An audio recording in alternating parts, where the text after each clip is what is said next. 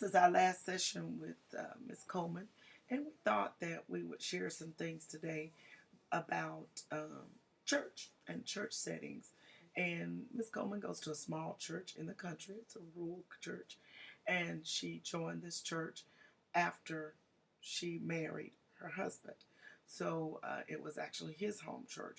And we're going to talk a little bit today about being a part of a smaller church versus where she came from, and then even changing denominations. Yes. So, was it a big transition from Methodist to Baptist? Well, and some of the formalities that we would do in my home church, my Methodist church, um, there were differences in in the protocol.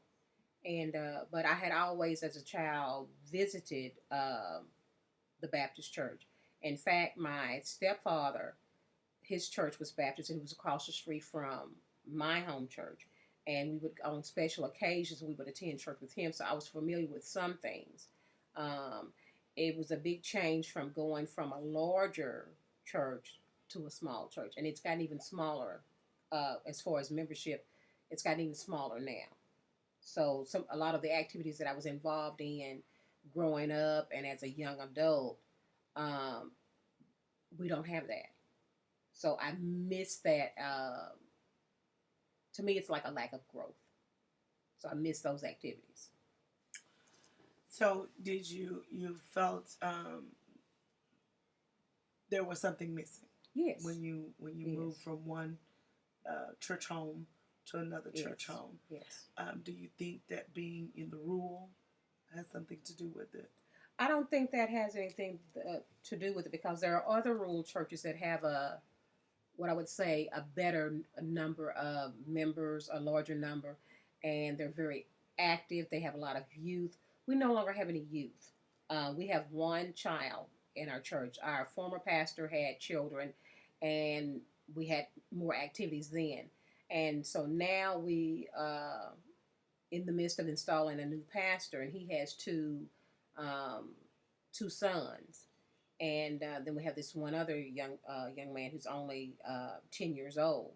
So we don't have any activities for them, and so I won't say that if there's a difference in because it's rural, because there are other rural churches that do have activities for their not only for their children but for the adults as well. You know, the mission societies, the women's circles. There are rural churches that are very very active at because I visited with them, and so it's just my church is very very small in membership at this point in time. So you feel like things are missing, Very much so. and but they could be better. Yes. Yes. So do you feel like this new pastor that is coming in, that he's one that is conducive to his ideas, visions of growth, and to transform and make things better there in your church? I feel like that he has the idea in his head for growth. Um, in fact, on yesterday we went to his. We shared this minister with another church, and we went to his third appreciation on yesterday. And that church has youth, and it is a rural church, and they have active activities for the youth and for their mission and their women's and men's group. They have meetings through the week. We don't do any of that yet. I'm hoping to see a change, and I want to be a part of that change. That the things that he has envisioned and that he's already discussed with us, and I hope that they come to uh, fruition. I hope that some of these things do happen. So I hear you say youth a lot about the church doesn't have a lot of youth. There's not a lot of youth there, and you feel that youth is needed for growth. I think that youth is needed for growth in the church and for the continuation of the church. You have to have something to any church, whether it's in a town or a city or rural. My opinion is that you have to have something to draw that person to that church for them to want to come to that church, and then you have to have something to motivate them to want to stay and to invite others to come, and hopefully that those others would join. So you have to have, it's the way of the not only the past but society now, and you have to have it something to interest that person. You talked about things missing, youth programs, Yeah. things for other members, for the women's ministry, maybe Yes. men's ministry. Um, what about, have you thought about leaving or going to another, not necessarily leaving them, but going to another church that offer those things? Yes. The last time I seriously considered it was when my daughter had reached the point of middle school, going into high school, and she was not happy.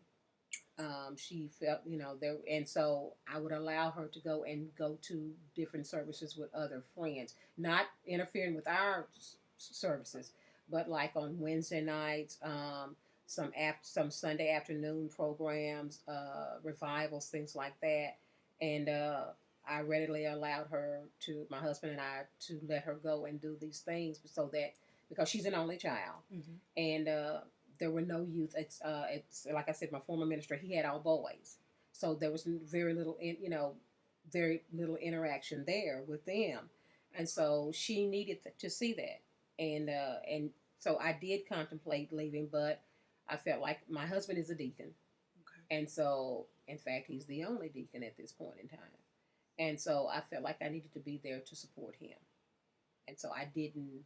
And since then, I try to go visit other churches. I could do better because we only have church on first and third Sundays. It used to be first, third, and fifth Sunday. And so I feel I can do better in that sense in visiting other churches. But I'm trying to remain supportive to the church that I attended, and that I've been with at this point in time for all these years. Support is important. Yes. Dedication is important. Loyalty is important.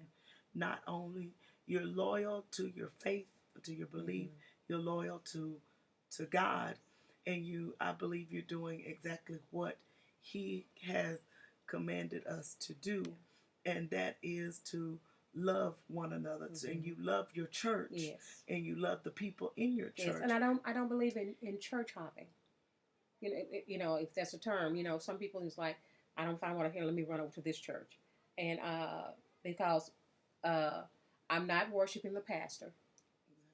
I'm trying to get the word and be fed with the word. Exactly. And I feel like the ministry that we have at this point in time, and the one one before him, they taught straight from the Bible, and they encouraged us to read it for ourselves, not just take them at their word. And so the word is what's most important, not who is the body's, membership, but who. I don't do the who's who thing, and so that's not what's important to me. My spiritual feeding is what's important to me. So even though you don't have a lot of youth and though there may not be a lot of programs for different ministries or a lot of members, you're still being spiritually fed. Yes, the teaching. The word is still going forth. You're still receiving your as we say, your food for the week. Yes. And that you're feasting throughout from Sunday to Sunday, but more you could still probably what I hear you saying maybe is that you could gain more growth if you could utilize services every Sunday, other than just on.